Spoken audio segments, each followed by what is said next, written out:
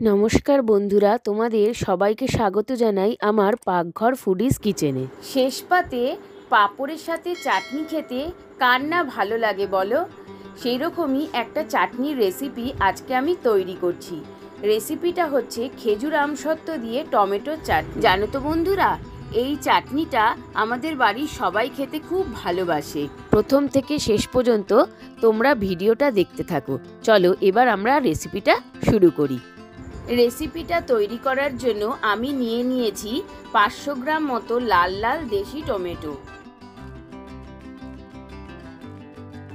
এরপর টমেটোগুলোকে ভালো করে পরিষ্কার করে ধুয়ে এইরকম স্লাইস করে কেটে নিয়েছি। এছাড়া নিয়েছি কুচি করা আমসত্ত্ব, কুচি করা খেজুর, অল্প কাজু আর অল্প কিশমিশ। এবার গ্যাসে একটা কড়াই বসিয়ে তাতে দিয়ে দিচ্ছি 1 টেবিল চামচ মতো সাদা তেল। এবার একটা শুকনো লঙ্কাকে মাঝখান দিয়ে 2 টুকরো করে দিয়ে দিলাম।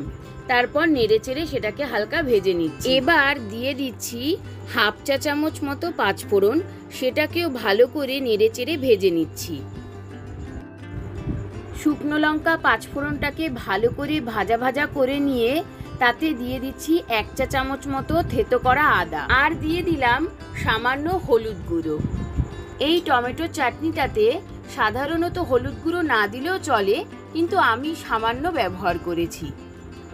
আদাটা মোটামুটি ভাজা ভাজা হয়ে গেছে। এবার আমি স্লাইস করা টমেটোগুলো দিয়ে দিচ্ছি। দেশি টমেটো ব্যবহার করে এই চাটনিটা তৈরি করলে চাটনিটা খেতে ভালো হয়। তোমরা যতটা সম্ভব চেষ্টা করবে যাতে এই দেশি টমেটো ব্যবহার করে চাটনিটা তৈরি করতে পারো। এইবার দিয়ে দিচ্ছি পরিমাণ মতো নুন, যাতে টমেটোগুলো ভালোভাবে সেদ্ধ হয়ে যায় আর চাটনিটাও তাড়াতাড়ি তৈরি হয়ে যায়। তোমাদের তো আগেই বললাম আমার বাড়ির সকলেই চাটনিটা খেতে খুব ভালোবাসে, তাই মাঝে মধ্যেই আমি অনেকটা করে তৈরি করে ফ্রিজে রেখে দিই, আর যখনই মন চায় তখনই বার করে খাওয়া হয়। শুধু যে পাঁপড় দিয়ে চাটনিটা খেতেই ভালো লাগে তা কিন্তু একেবারেই নয়, জানো তো, ভাতের সঙ্গে খেতেও কিন্তু দারুণ লাগে। তোমাদের সঙ্গে কথা বলতে বলতে এদিকে টমেটোগুলো ভালোভাবে সেদ্ধ হয়ে গলে গেছে। তারপর এতে দিয়ে দিচ্ছি সামান্য পরিমাণে জল। আমি এই সামান্য পরিমাণে জলটা ব্যবহার করলাম যাতে টমেটোগুলো আরও ভালোভাবে সেদ্ধ হয়ে যায়।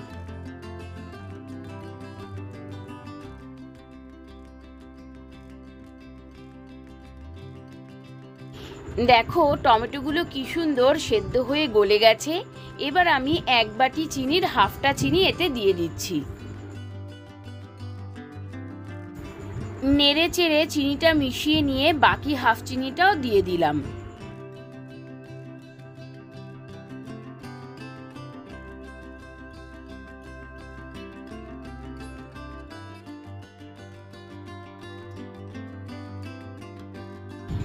চিনিটাকে ভালো করে মিশিয়ে নিয়ে একে একে দিয়ে দিচ্ছি খেজুর, কাজু, কিশমিশ আর আমসত্ত্ব।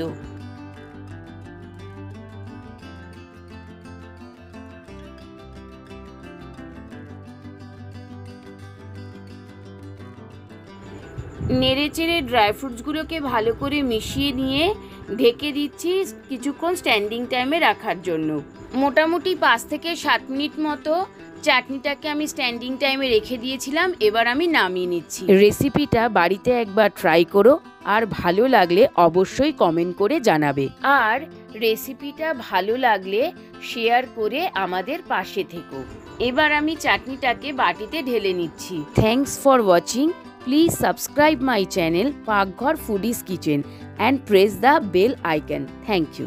চাটনিটা আমি টেস্ট করে দেখেছি, যেমন রংটাও সুন্দর এসেছে তেমনি খেতেও হয়েছে অসাধারণ। সবাই তোমরা খুব ভালো থেকো আর আমার রেসিপিগুলো দেখতে থাকো। Thank you.